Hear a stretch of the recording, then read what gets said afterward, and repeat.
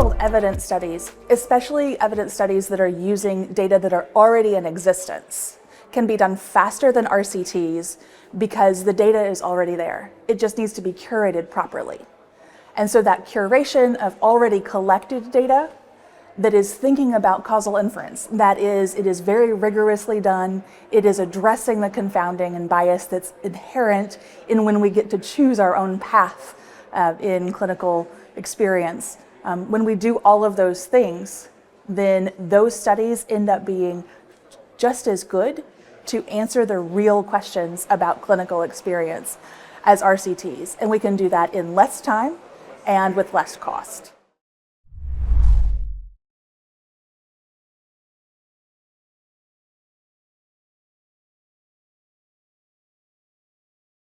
Oh, who should choose whether the evidence is good enough is a big question. And it really comes down to this concept of fit for purpose. And it really means that whoever is going to be using that data as the primary user is the determiner of whether it's good enough.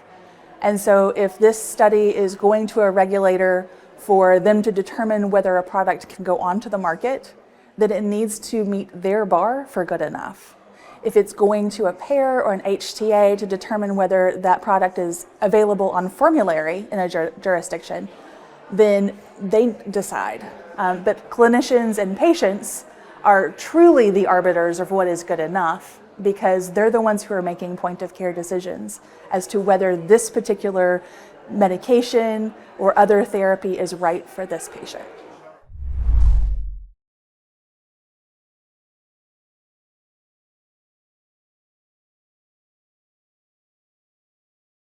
So how can medicine create new models without losing scientific rigor?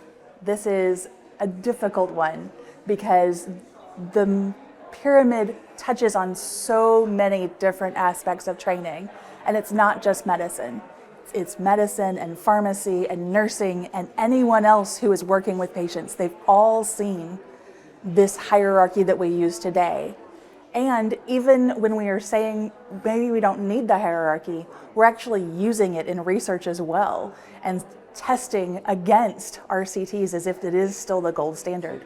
So when we're changing up this pyramid, it's really thinking about what methods are truly needed and why to address the research questions that we have about the medicines and other therapies that are coming to market, that are available on the market, and that are being used in different patients at different times in their treatment.